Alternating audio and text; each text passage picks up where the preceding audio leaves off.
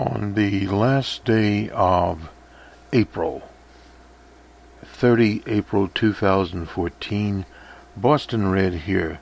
We had, I suppose you would call it, a perfect storm in terms of the American body politic, or perhaps we should say the anthropological, sociological, and political cultures all meeting at one particular point.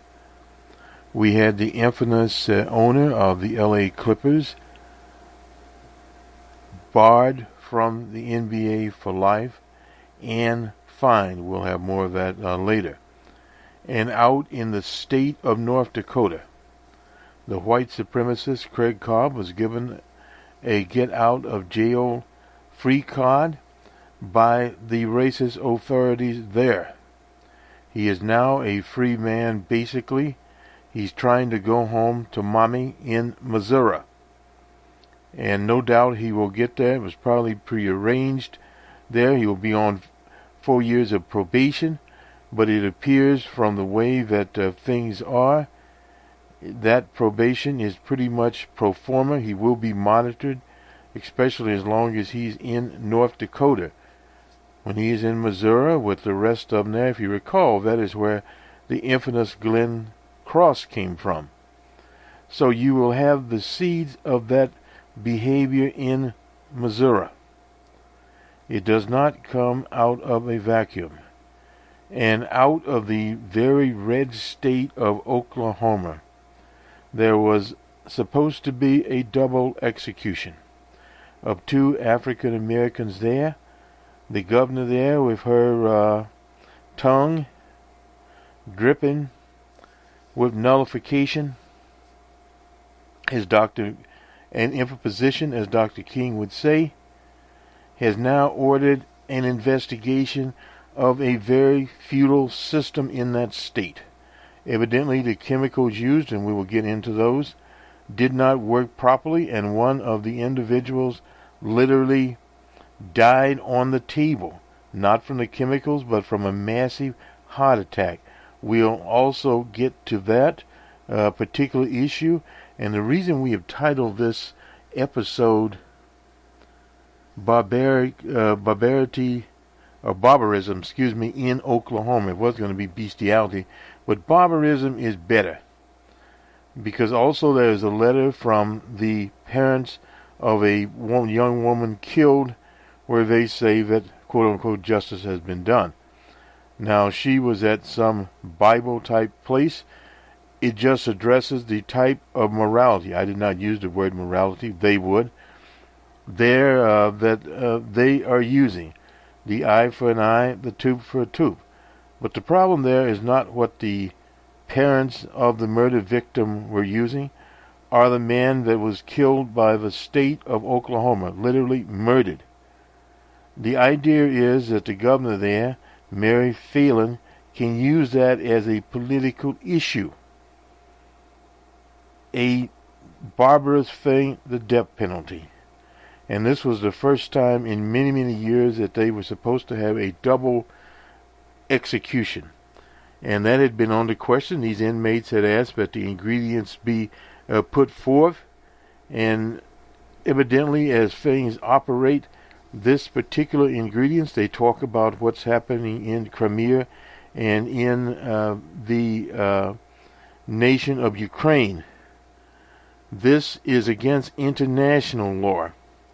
So you can't have one-way traffic in these issues, talking about Vladimir Putin. In fact, some of the commentators have accused V.I. Putin of being insane.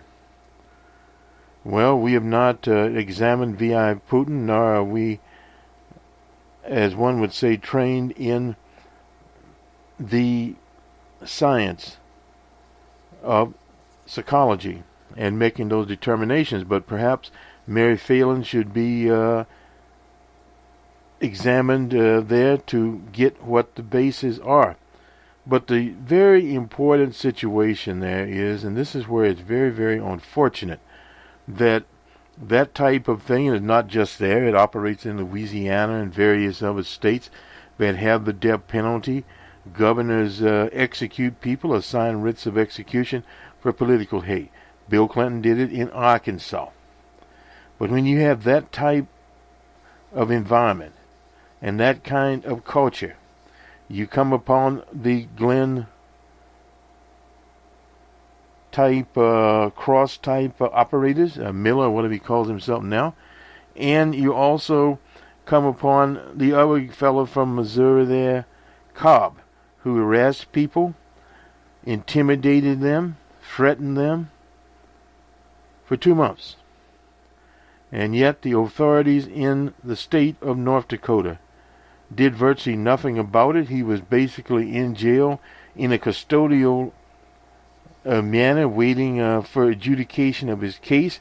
His case is really never adjudicated. It was just brushed under. And that's because of the type of racist environment there in North Dakota.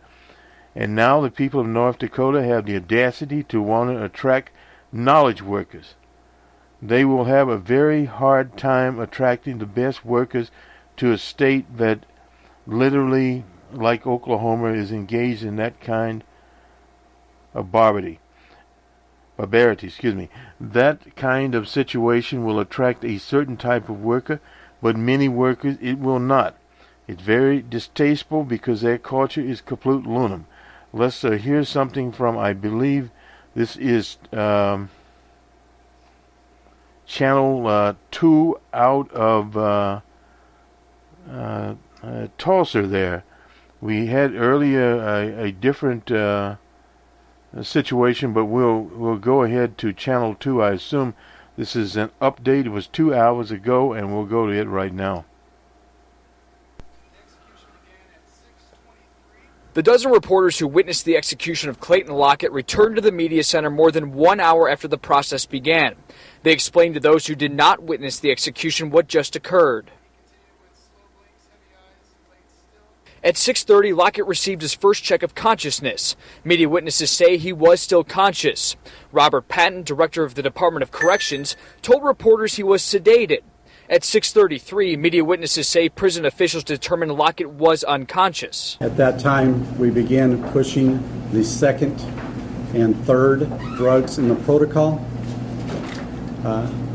There was some concern at that time that the drugs were not having the effect. So the doctor observed the line and determined that the line had blown. That line, according to prison officials, was Lockett's vein. At 6:37, he mumbles, something's wrong, as he lifts his head and shoulders off the gurney. Prison officials drew the blinds in the execution chamber at 6:39. Patton made the call to stop the execution. After conferring with the warden, and unknown how much drugs had went into him, it was my decision at that time to stop the execution. Patton then called the governor's and attorney general's offices to tell them he stopped the execution. He requested a 14-day stay of execution for Charles. Most recent cases happened in Ohio. It's the story of Dennis McGuire. He was put to death on January 16th of this year. His family is now suing, saying that he made loud snorting noises and it took 25 minutes for him to die. A normal execution, as Max mentioned, lasts about 12 minutes and is relatively silent. And like here in Oklahoma, the drug combination was different than usual and untested because supplies of the old formula had dried up. So how does an execution fail? Tonight we reached out to a medical expert for perspective. Dr. Jonathan Groner joins us now via Skype from Ohio, from The Ohio State University. And the question is, prisons like the one here in Oklahoma now having to change some of the drugs that they use in executions. Obviously, you weren't there. You weren't part of this event. But in your opinion, was the failure due to the drugs that they're using, or is this more of how it's being administered? Well, I think it's actually both. There was definitely a problem with the IV from everything that I've read about the execution, but there's also a problem with the drugs, that the combination that they use doesn't really have an anesthetic in it. It has a sedative and then a paralyzing agent and then potassium chloride to stop the heart. So the thing that we would use in the operating room for general anesthesia, such as a high-dose narcotic or general anesthetic, is actually missing. Obviously there's the issue there in Ohio that we mentioned. From your perspective, can these issues be solved for states like Ohio and Oklahoma? And if so, how? Well, the answer is no. I mean, the problem is there's a conflict that can't be resolved, and that the people who are most expert at using these drugs and putting these IVs in are ethically forbidden from participating in execution. So that's a sort of a paradox that can't be resolved. So unless you're going to bring anesthesiologists into the death chamber to do that, but they are not willing to do that for obvious moral and ethical reasons. All right, we have to leave it there. Dr. Jonathan Groner, thanks for your perspective tonight. And our coverage of tonight's failed execution continues online. We've populated KJRH.com with several news stories, plus a full background on both Lockett and Warner, as well as the victims' families. Keep a good person. That was Dr. Groner out of Ohio via Skype, which is used more and more today than any other time. Now, lethal injections has been through the Supreme Court. It was in April of 2008. It's not cruel and unusual, but because the chemicals themselves cannot be found anymore, is a major problem. Let's hear one of Now, one of the most recent cases happened in Ohio. It's the story of Dennis McGuire. He was put to death on January 16th of this year.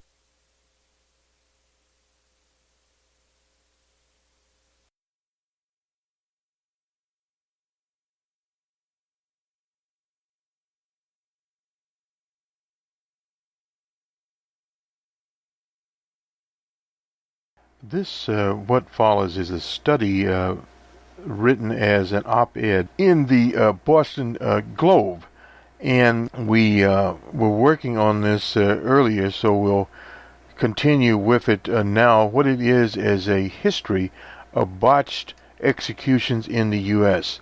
It is by Austin Starrett. Nonetheless, what botched executions tell us about the death penalty in America, capital punishment, a grim history of technical failure. Earlier this month, the state of New Hampshire deadlocked on a vote to repeal the death penalty 12-12, leaving the law in place. The vote, though a disappointment to opponents of capital punishment, was hardly a serious blow to the abolitionist cause.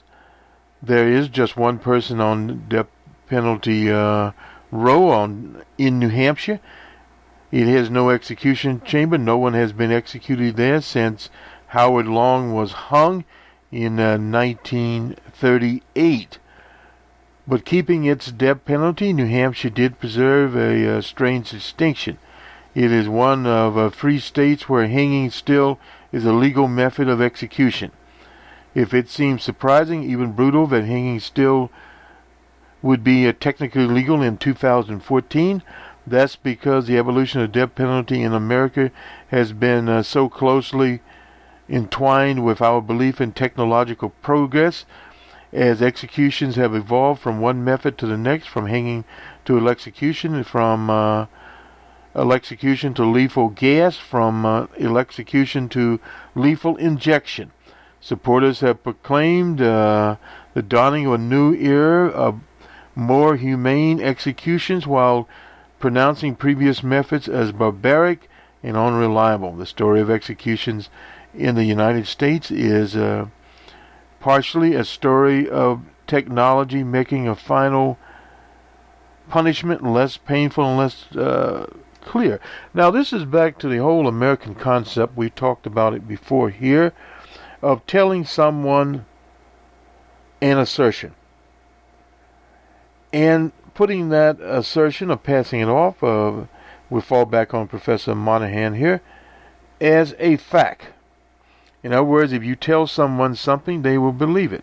Example would be Mr. Craig Cobb, who came into the news today, tells people that he's not a racist.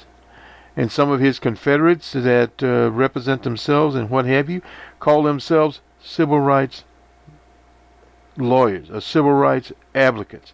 In fact, Mr. Bundy of the Bundy Ranch fame is comparing himself to Rosa Parks, and he wants to ride a bus. But there are no buses in Bundy land, and there are no African American women for him to ride with readily available. But yet he spins his yarn. But has it? Using newspaper accounts and a database of all American execution, my collaborators and I recently completed the first comprehensive study of botched executions in the United States and documented the ways that different methods of execution go wrong. We examined every execution from 1890 to 2010 and found that no technology has been able to ensure that capital punishment would not, and on occasion, become either a gruesome spectacle of suffering, or a messy display of incompetence, is what happened out in the very red state of Oklahoma. During the time period covered by research, 3% of all executions were botched. In other words, they went wrong or wrong. From decapitations that happened at a hanging to the high-tech electric chairs in which the condemned criminal had caught on fire. That's Old Smoky in Florida. They had to put Old Smoky, as they say, into retirement. The botched executions have not disappeared since America has adopted the state-of-the-art method of lethal injection. In fact, executions by lethal injection are botched at a higher rate than any other method employed since the late 19th century, 7%. The history of botched execution suggests whatever benefits we think we are bringing when we invent and deploy new methods may be illusionary. A close look at executions in America suggests that despite our best efforts, and that's as a people, my comment, not his, pain and potential for error are inseparable from the process through which the state extinguishes life, and that the conversation about capital punishment needs to take that fact into consideration. Over a long sweep of human history, executions were not designed, as they are today, to minimize pain and maximize efficiency. Instead, they were intended to display the majestic, awesome power of government to decide who lives, who dies, who goes free, who suffers. Accordingly, death sentences have been carried out with a series of theatrical and often deliberately painful methods, as the Amnesty International reports note.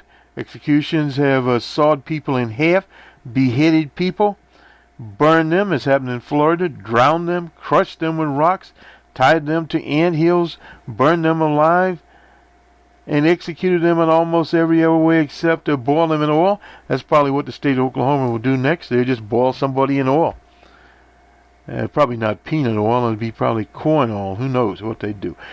Oil. Actually, just get the oil from the oil well, and they could do that. Since the early recorded execution in the U.S., that was in 1608, our country has put to death approximately 17,000 men and women, largely without deliberately cruelly described in cruelty in the Amnesty International report. But over the course of the last 125 years, we have actively tried to find new ways to impose death without necessarily pain, in a PR effort actually, to transform executions from dramatic spectacles to cool bureaucratic operations. The Okies weren't able to do that. My research shows that we have fallen short from attaining this aspiration. Miscues have occurred no matter what method of execution have been employed. They have happened in every region of the country and in states where executions are as rare as well as those where they are common. Texas are very efficient at that. But that is a political maxim. The more important was the development of what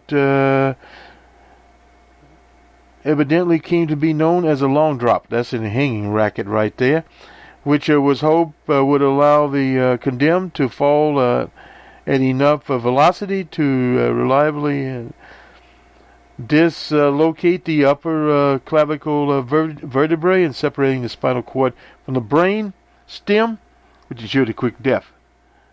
Despite efforts in just over 3% of the 20th century's hangings, something went wrong.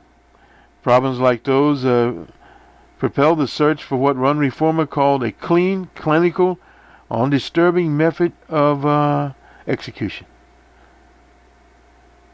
Electrification initially seemed to be the bill. They passed it in New York in 1888. By the middle of the last century, some American states had abandoned hanging and electrocutions in favor of the lethal gas. They had that at Sing Sing, first developed in World War I. The promise of the gas chamber was that death would be swift and painless. In more than 5% of the executions by lethal gas, it was not.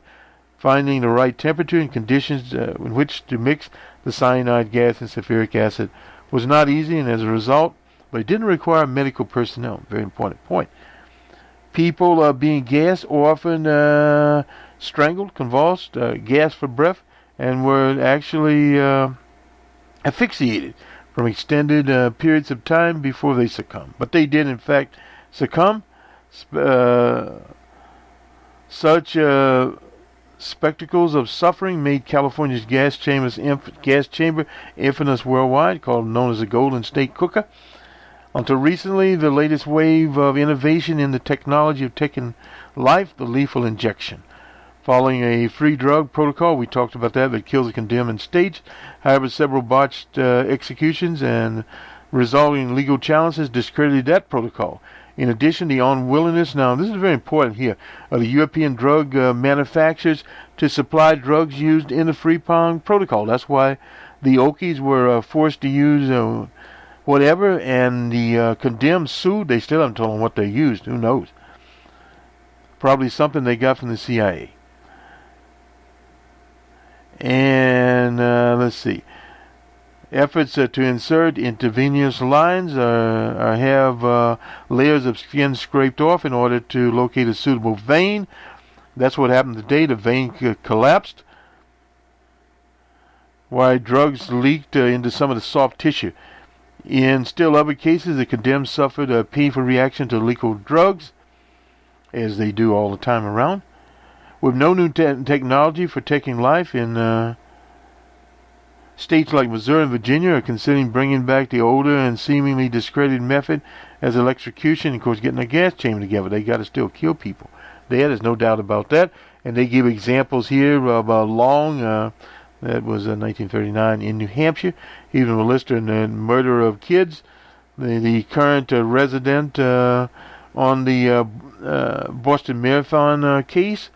And the Timothy McVeigh. Now, Timothy McVeigh was a follower of the same people that the Craig Cobb, who is now a free man walking the streets in North Dakota, and Cross, who is in jail, or Miller, what you want to call him, one of their people that was supposedly involved in. Many people thought he was a patsy, but nonetheless he had the same belief system. There are also those who argue that the threat of botched executions is an additional deterrent. In 1997, after a malfunction caused by fire, that was at the old cooker in Florida, the state legislature warned people who wish to commit murder better not be doing it in Florida because we may have a problem with our electric chair. Well, I suppose, they still have a firing squad, I believe, out in Utah. However, it's interpreted, our Constitution commits us to exercise restraint in dealing with even the most heinous criminals, and to ensure that the ultimate punishment does not devolve into torture. The Ninth Circuit, as Judge Reinhardt reminds us of this commitment. That was in the 1994 opinion. That was 20 years ago. The risks of pain and mutation inherent in hanging means that hanging is incompatible with society evolving standards of decency. Well, if you're still in a barbaric society, it doesn't matter. And this is one very important thing to remember. The Tea Party and their allies, like Craig Cobb, have went back to, because he's with the Hitler, that's in the 30s, into barbarity, and bestiality. So if you bring that kind of atmosphere around when you lethal injections, the Nazis were very good at that, incidentally, having various chemicals to kill people. They use it on the gas chambers. And this is just really an extension of that. So in other words, there is nothing new. And Reinhardt goes on to say we must avoid the infliction of unnecessary pain. Well, the whole point there is when you're using a Stone Age ideology or whatever, eye for eye, or whatever you're going to do there, you'd be better off, since now everybody's carrying a gun, is just herd the person into some auditorium and call the citizens in, and perhaps you could blindfold them, and they could all just shoot the individual. I mean, and they wouldn't have to deal with chemicals, protocols, and be turned into fools. Nonetheless, Austin Satra, the associate dean, I butchered his name there, of the faculty, and he's the William Nelson Cromwell Professor of Jurisprudence and Political Science, Amherst College, is the author of Gruesome Spectacles, Botched Execution, America's Death Penalty. That was by the Stanford University. And in other brutish acts, not so brutish, a judge, we got that from right wing, what's his name out of Houston, an attorney there. He's on our Twitter feed there. Nonetheless, he did send us something, and we appreciate it there. Arkansas judge struck down the state's new voter ID law on Thursday. This is on the 26th. Okay. Saying it violated the state's constitution by adding the requirement that voters must meet before casting a ballot. This Pulaski County Judge Tim Fox, I believe Pulaski County is Little Rock, voided the measure in a lawsuit over the way absentee ballots handled under the law. A separate lawsuit had been filed last week directly challenged the law, which required voters to show picture IDs before casting a ballot. The law declares void and unenforceable, Fox wrote in his ruling. Republican-led legislature, again this is a Tea Party operation, approved the law last year, overriding a veto by the Governor Mike Beebe. With a simple majority vote in the House and the Senate, backers of the measure said it was aimed at reducing voter fraud, but they have never proved any voter fraud there, period. But it's a reappearance of Jim Crow and diluting the African American vote in Arkansas. Spokesman for the Attorney General there, Dusty McDaniel, the Democrat, said the Board of Election Commissioners have asked McDaniel's office to appeal it, and it will do so. We just received a court's decision in the process of reviewing it there, so he'll move forward. That's from Aaron Sadler, a spokesman for McDaniel. So McDaniel, Democrats playing the same old game. The American Civil Liberties Union of Arkansas, which has filed a separate lawsuit, hailed the decision. The important thing is it indicates voters will be able to vote. That's from Holly Dickerson, the group's legal director. The law, which took place on the 1st of January, was used in local elections early this year, but it will be statewide, for the first time during the voting beginning May 5th and during the primary May 20th. That's coming right after the Pulaski County Election Commission sued the State Board of Election Commissions for adopting a rule that gives absentee voters additional time to show proof of ID. The rule allows voters who did not submit required identification with their absentee ballots to turn in the documents for the vote to count by noon Monday following an election. It's kind of like a provisional ballot, I assume. It mirrors an identical cruel period of the law given to voters who failed to show, ID at the polls. McDaniel issued a legal opinion in February in which he said absentee voters could not be given additional time to cast ballots because that was not specified in the law. In his opinion, conflicted with the advice that the Republican Secretary of State's office had given to local officials. In other words, just create a nightmare. The Republican sponsor of the law said he was shocked at Fox's ruling. I thought today was about rulemaking on absentee ballots. It seems like he jumped ahead of himself. That's from Mr. King. 31 states have laws in effect requiring voters to show some form of identification. That's according to the National Conference of State Legislatures. Several states have strict voter ID requirements, similar to Arkansas. Voter ID laws have been put on hold in Wisconsin and Pennsylvania. That's because of legal challenges there. Under previous laws, election workers were required to ask for photo IDs, but voters did not have to show it to cast a vote, saying they are indigent or have a religious objection to being photographed. These ballots would be counted only if the voter provided ID to county officials before Monday after the election. State Democrats indicated they plan to use the voter ID law as an issue in the election.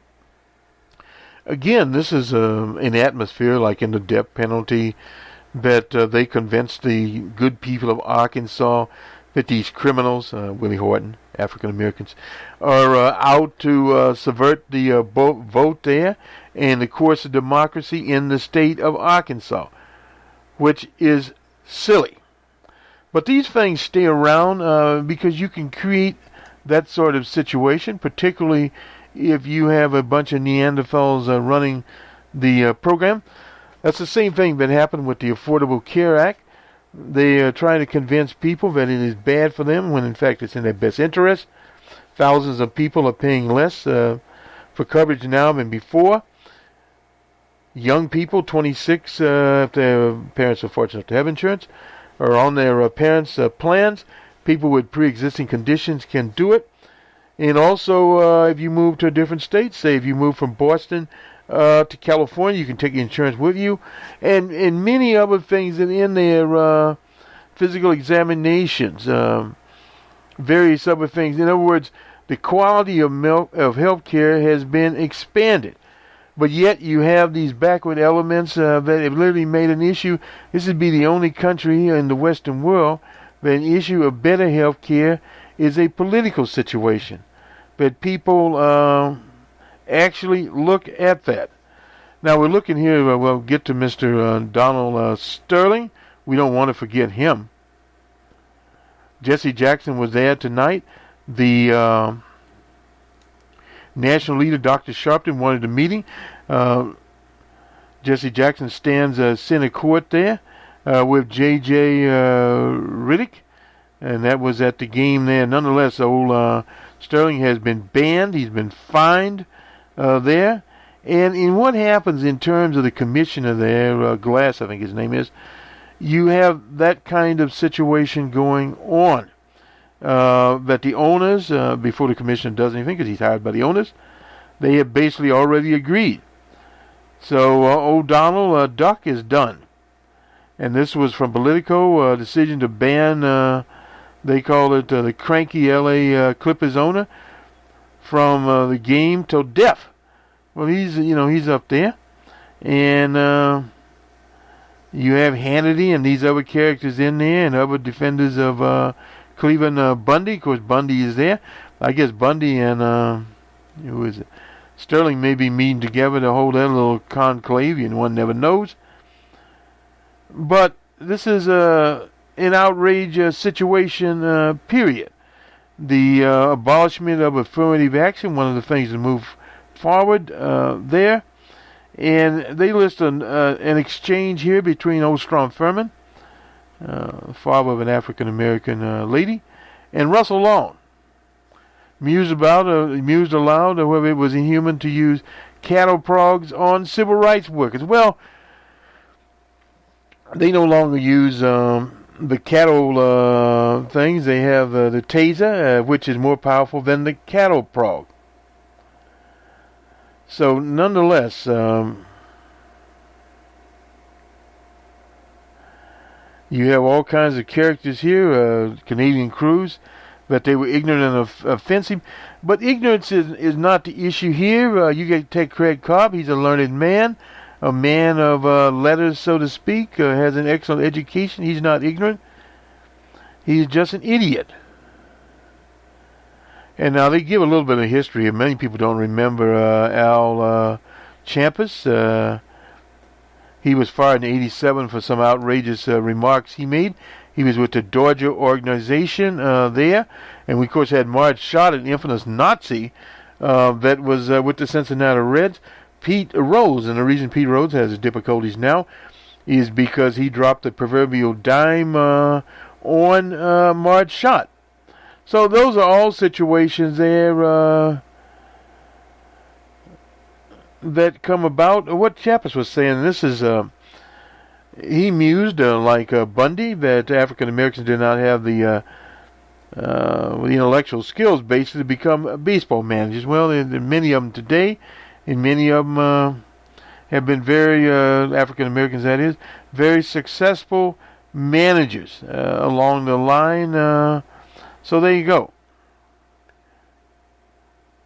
So you have Bundy even talking about riding a bus. We said earlier he doesn't have any bus there. For years, the NBA was still quietly snugging with old Donald Sterling. That's a basketball scholar there. The NBA is one of the more progressive in the league. There's no doubt about that because of the 70% of African Americans in that particular league. And also you have better salaries in the NBA than any place else, but they bring it in the door. In other words, the money comes in there. On another, I guess we'll do it on Friday Java, as a nice little graphic Mr. Nate Silver brings about the various people there. And one other little note here also that the Speaker, the leader of the Senate, Mr. Harry Reid, perhaps will bring about a keystone vote. They're talking some kind of compromise there. Cantor has asked McAllister to resign. The Obamacare war that wasn't is something from Politico here. We won't have time to read it all, but the proxy war over Obamacare that was expected to dominate the Senate in May is not going to happen. They'll save that till November. Is a dud. The chamber will begin deliberating next week on Sylvia Matthews Birdwell's nomination to lead the Department of Healthcare and Human Resources. No big deal right there. From Orrin Hatch, curiously, she looked very good, but she's going to have to answer some questions. Well, that's just pro forma right there. And she will, as they say, sail on because she's been around, and that is basically it. Still, Birdwell's GOP types, unlikely to be present, grilling there at a confirmation vote. But nonetheless, it would take 51 votes, and the Democrats have 55, so they can just forget that one. These kinds of things are a waste of a time. But as our time ends here, these issues, as we said, the perfect cloud coming together. Mr. Bundy meets Mr. Cobb and others. So in other words, they all basically came together at one big time in our history. Let's go to the ball scores here from last night, and we'll try to update you on that. And this should air about, I guess, let's see, about 4 o'clock. So a few rainouts in Major League Baseball. A lawyer for Mr. Sterling, Robert Patton, is quiet about what Sterling will or will not do on his lifetime banishment, basically. It doesn't matter what he does because the way it is set up, that is the end of that. The Clippers actually won the game tonight. They fended off the Golden State Warriors. They were incidentally planning a beautiful demonstration to come up there. We'll talk a little bit more about that. But the lifetime ban then, the $2.5 million, that's peanuts for old man Sterling.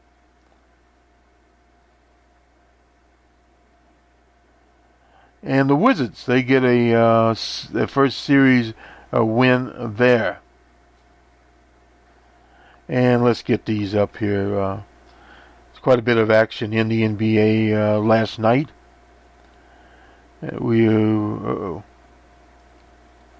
Let's get to the NBA. We're so much into Major League Baseball, we're about to bring you the wrong scores here. Nonetheless, the Wizards eliminated our Chicago Bulls 75-69 there. And the Memphis Grizzlies pulled it out by 1 point, 100-99 over OKC. And the game most watched, Golden State, was defeated by the LA Clippers 113-103. That was the game that everybody watched. That was the game that Jesse Jackson was there, and anybody else that could get there got there. So that was kind of the deal there. Jack Ramsey, father and friend, he's around a very long time. And Hall of Famer, etc. Colorful friend. He was a basketball genius. No doubt about that. He was that. That was from Chris Ramsey there, talking about his father and his dad's drive, etc. There. And he was very, very sick there. No doubt he was battling for 10 years. He lost his wife to Alzheimer's. I mean, these kinds of things go out there. If he were here today, what he would do. No doubt about that.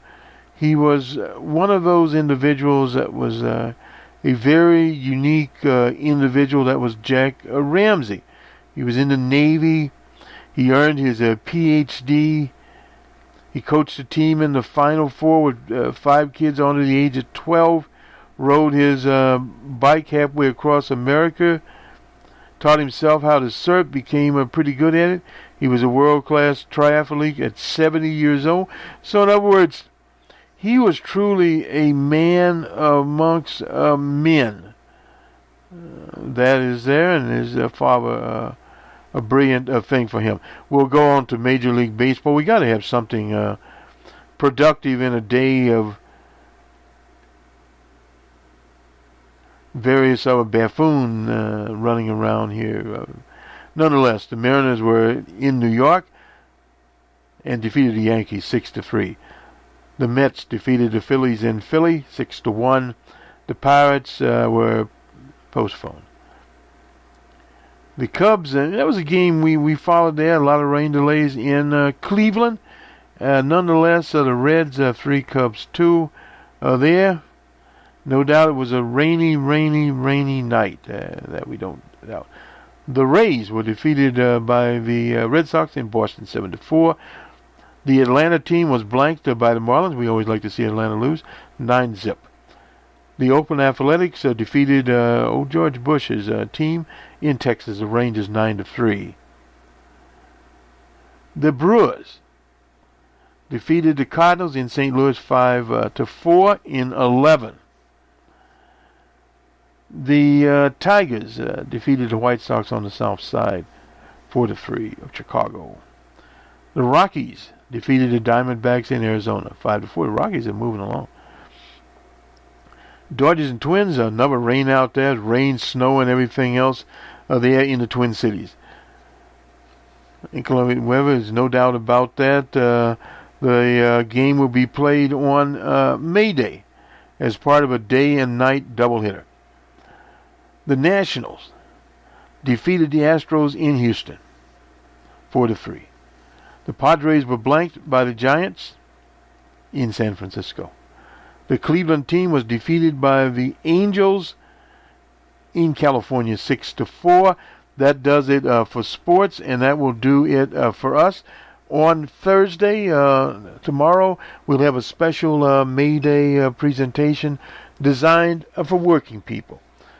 So until May Day, we'll be back and wish everybody a happy May Day.